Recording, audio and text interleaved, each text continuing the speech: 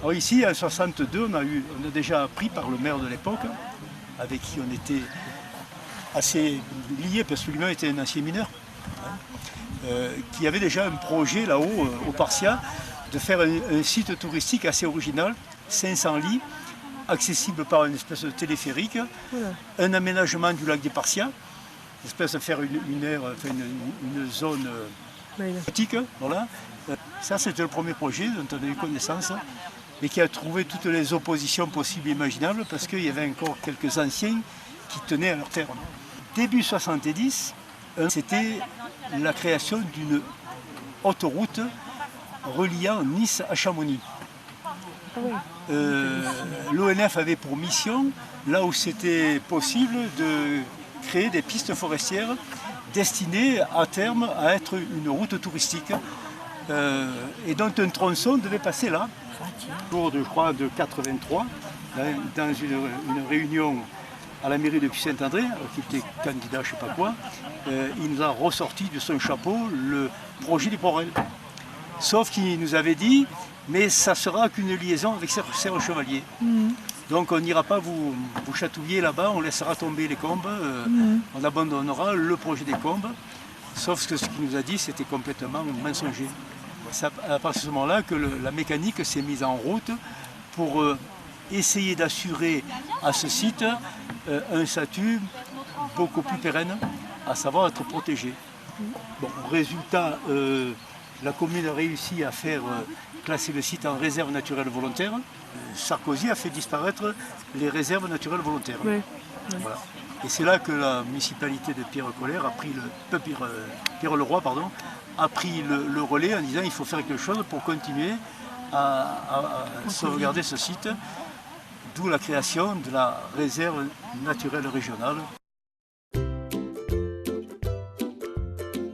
Donc je suis le maire de Puy-Saint-André et à ce titre-là, la commune de Puy-Saint-André a choisi en 2008 de créer la réserve naturelle régionale avec la LPO et avec la région Provence-Alpes-Côte d'Azur. Et donc cette réserve a 10 ans et on en est ravis. C'est à ce niveau-là que j'ai surtout agi. Après, on est en permanence en contact avec la LPO et la région pour monter des projets sur ce superbe territoire. C'est simple, avec ma compagne Christine Barthéi, nous avons créé le groupe LPO Briançonnais en 2006.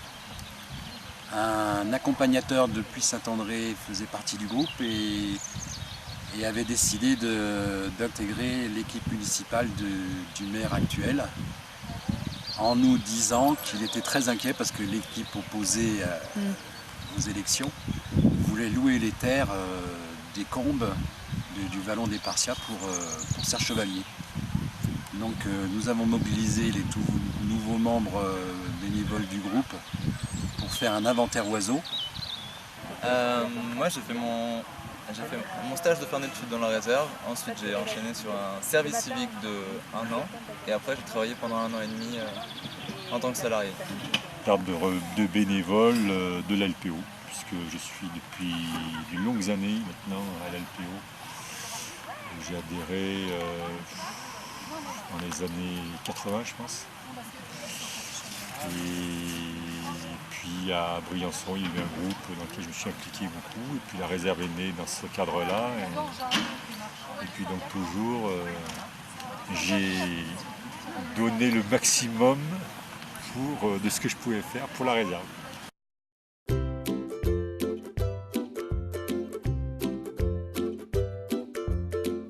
Les actions principales, c'est de faire le suivi de cette réserve et d'anticiper sur qu'est-ce qu'on veut qu'il se passe et qu'est-ce qu'on veut qu'il ne se passe pas sur cet espace.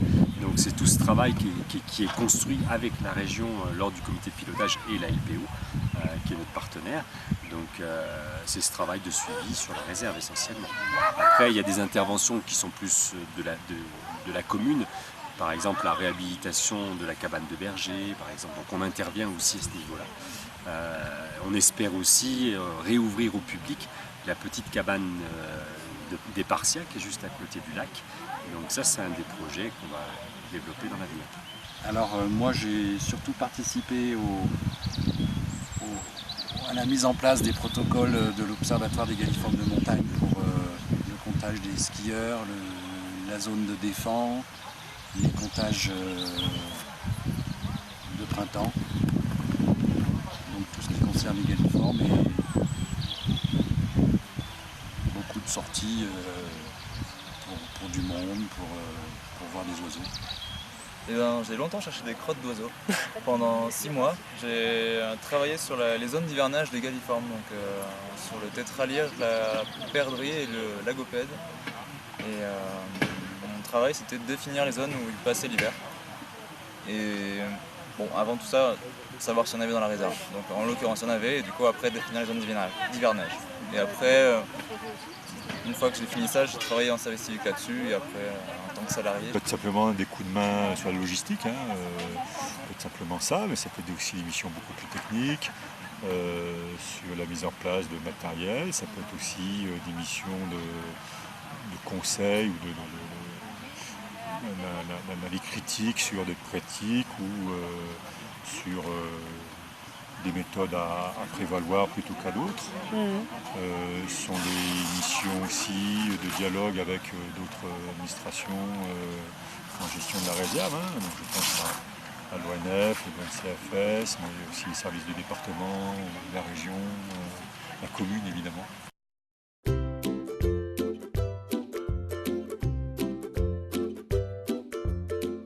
Ce que j'aime dans sa réserve, c'est il suffit de se retourner, c'est la qualité de son environnement, c'est superbe, c'est un lieu qui est très privilégié. Ce que j'aime aussi, c'est que c'était le choix, c'est que les gens qui sont dans la réserve, les gens qui vivent dans cette réserve au quotidien, ont pu continuer à le faire. L'objectif, c'était pas de créer une cloche sous laquelle l'humain n'est pas sa place. Par contre, l'objectif, c'était que les gens qui utilisent cet espace aient la conscience de l'impact qu'ils ont dans leurs activités quotidiennes et qu'ils minimisent ces impacts. Et puis que demain, sur les autres territoires de biodiversité, ils aient aussi une attitude respectueuse de l'environnement. Non, ce que j'aime dans la réserve, c'est que c'est un excellent laboratoire. Je pense que la LPO a acquis une forte expérience en terrain de montagne qui lui manquait grâce à la réserve. C'est ça qui me plaît, c'est que c'est un laboratoire qui est joli, comme beaucoup de vallons qui ne sont pas forcément protégés dans la région. Et je pense qu'il y aura matière à continuer à s'intéresser à ce petit bout de vallon parce qu'il y a des choses à apprendre et à découvrir. Moi j'aime bien les paysages, en fait. J'aime bien me balader dans la réserve. C'est vrai que j'ai passé quand même pas mal de temps, au bout d'un moment j'en ai un peu marre à force de venir là tous les jours. Et maintenant que j'y reviens, je prends beaucoup de plaisir à observer, à regarder tous les paysages, toutes les fleurs et tout ça. Moi j'aime être sur le terrain et voilà.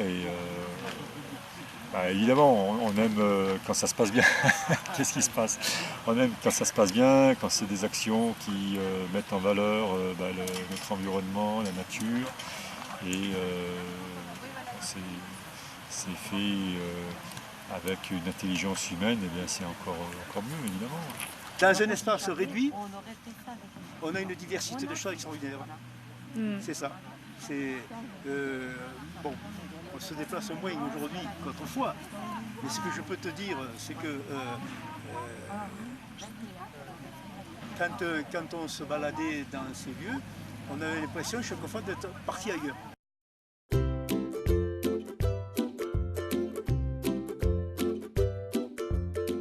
On continue ce travail enthousiaste qui est bien parti grâce à la LPO et qu'on puisse justement continuer ce travail de pédagogie et que de plus en plus de gens s'emparent justement de l'intérêt que ça représente et qu'ils soient conscients des dangers du changement climatique et de la place de la biodiversité dans notre vie à tous. Donc c'est vraiment, pour nous, c'est quelque chose d'important pour l'équipe municipale. Pour les 10 prochaines années, qu'il y ait des nouveaux bénévoles pour prendre un peu la relève. et que ça continue quand même, puisque c'est un très très bon laboratoire, ça j'en suis persuadé. Au Catimini en secret, un 1er avril, on fera peut-être une aire d'aigle pour qu'ils viennent loger dans la réserve. Continuation, ça se passe toujours au moins aussi bien. Donc là, la réserve est agrandie. de façon non substantielle. Hein. C'est quasiment un quart de la surface actuelle qui va être protégée. Donc je pense qu'il y aura des nouvelles missions sur cette partie-là. Et puis on espère qu'avec les années qui vont suivre, eh bien, on aura d'autres instances qui vont mieux comprendre aussi ce qui se passe dans la réserve et qui aideront à la sauvegarde des espaces. Alors dans les 10 prochaines années, déjà, ce que je souhaite, c'est que le changement climatique ne vienne pas faire une catastrophe totale sur cet environnement. Parce que quand on voit un peu ce qui se passe plus bas, il y a de quoi s'inquiéter. Ouais. Hein, d'eau, sur la faune et sur la flore. Et laisser quelque chose à nos enfants, nos petits-enfants. C'était ça. Donc ce que je souhaite, c'est que quand mon petit-fils, qui a aujourd'hui quel âge il a 14 ans, il est mon âge, c'est-à-dire il faut en rajouter beaucoup, et il vienne dans un lieu et celui qui soit tel qu'il est là.